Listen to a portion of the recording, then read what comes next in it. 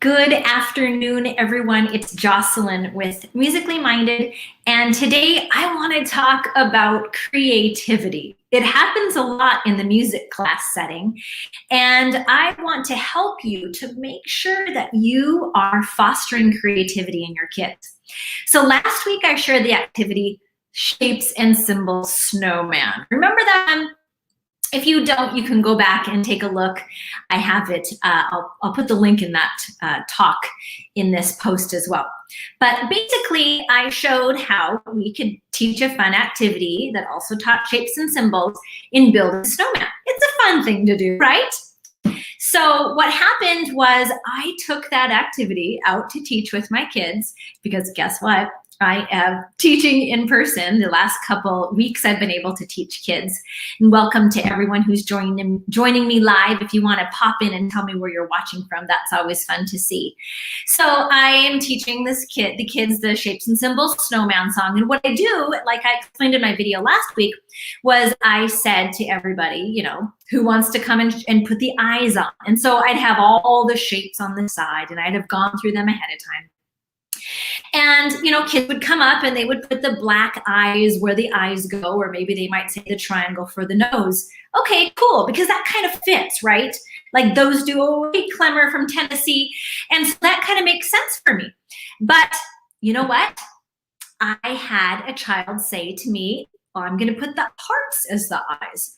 Oh, no, I had anticipated that the hearts were going to be the buttons. But you know what I did? I let it happen. And so it was fun to watch the process, because what happened is now that the black dots were not the eyes, the hearts were the eyes, they had to be creative with how to continue to build their snowman.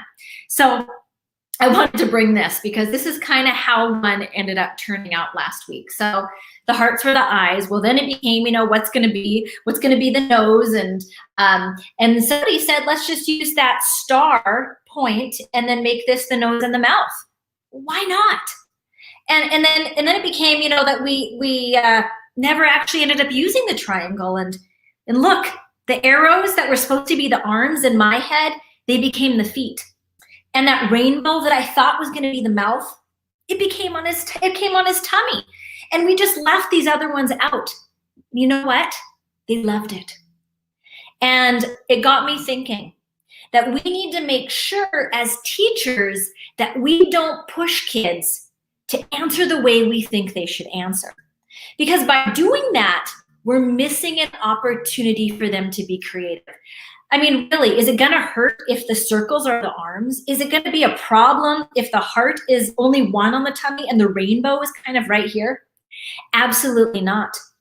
And what I feel like it also does is it justifies to kids that it's okay to think different. It always doesn't have to be that one right answer.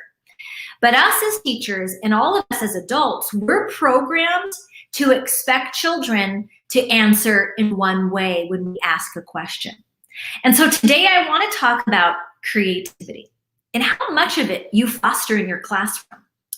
Now, we grew up in a school system, many of you who are watching, that fostered children getting ready to work in the industrial world. You know, a place where they'd go into a factory and they would put this piece on, and that is where that piece goes. Don't change it. Don't put it on, you know, the front of the car. Don't put it on the top because you think it looks cool there. Put it on the tire because that's where it belongs. But guess what? We're not in the industrial world where we're churning out children to work in those sort of experiences anymore.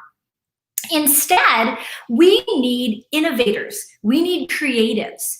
And if in the classroom we are not fostering creative thinking, then guess what? We can't expect those kids to just roll out of high school and roll out of college and think of these amazing ideas because it hasn't been fostered. Now, I'm not saying this to scare you or put you down in any way because, again, we all came from that. We all came from this place where many of the questions that we were asked in school had one right answer. Kids catch on pretty quickly. When you ask them a question that has one right answer, they start to realize they don't want to think outside the box. They don't want to think of something like putting the hearts on the eyes. And so over time, they start to go with the right answer.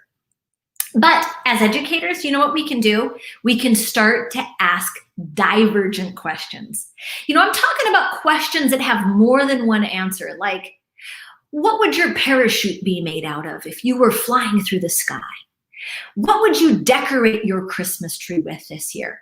You see, those questions aren't one answer. They're kids thinking out of the box. Now, back a few years ago, NASA created a creativity test. They were looking to make sure that they could hire rocket scientists who were extremely creative, who could think of ways of doing things that were never seen before. Well, somebody got to thinking, what would it look like if we took a different set of the population and checked their creativity? Guess who they looked at? 1,600 4- and 5-year-olds. All right, early childhood educators and parents of young ones, listen up. When those children took the NASA test for creativity, 98% of them scored as creative geniuses. Okay, that's pretty awesome. But get ready, because the next thing I tell you might worry you. When those kids took that same test in grade school, 30% of them were creative geniuses. What happened to the others? The school system. This idea that we need to get kids to fit in the box. And kids want attention. Over time, it was quick to realize, hey, nobody's saying anything when I make these art projects that, have the directions that were not what the teacher wanted. And that is the problem with our school system. So now, here's a little scarier part. Guess what? High school kids, those same high school kids, when tested, their creativity was down to 12%. 12%. Again, what happened to the creatives? They were not applauded for their gift of being creative. Those were the innovators. Those were the kids that would maybe start the Googles and the Microsofts and all of these companies, that they were not fostered. Their creativity was not fostered. Now, when we look at adults, they did that same test on adults, just random adults, 2%. 2% of adults are creative geniuses. This is frightening. But again, how often as an adult do you go outside the box? If your job doesn't need it, if it doesn't call for that, you might not have that creative outlet in your life. So we'll leave that for a second. This little thing, if you're an adult and you're listening today, try to find things that foster that creativity. I did paint night a couple weeks ago, and I had so much fun doing it. So we're going to go back to our kids, because if you, again, are an early childhood educator, or you are a parent of a child, I want you to listen to this. Creativity is huge, and every child has the ability to be creative, but we as adults need to foster it. Now, if you're a teacher in a preschool setting and you have ever had an art project that you have maybe fixed, you're not alone. Because the thing is, we think parents want these products. We want them to see that all of the pictures on the wall of the child, all the kids' reindeer, all look the same, because then that means that what? We did our job? Well, what if in fact we took a different view of it?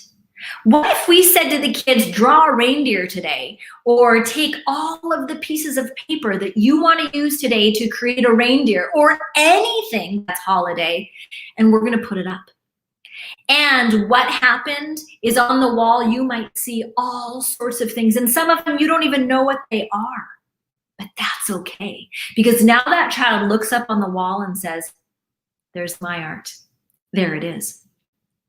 Now, what this also means, though, teachers, is that we need to educate parents. Lisa Murphy talks about this in her book, Play. She talks about how teachers want to give that, quote, receipt to the parents. The parents want to receive something at the end of the day. And oftentimes, if we're teaching creative thinking, we might not have a product to show, because it really is the process. It might have been that amazing building that they made out of the magnetic tiles that it's not here anymore. So maybe take a picture during that process.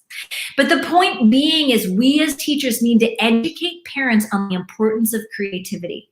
And so I encourage you to look up this NASA study. All you have to look up is creativity with NASA, and you're going to be able to find information on this study. I want you to find that. I want you to print it out, put it in that 3-ring binder, and add it.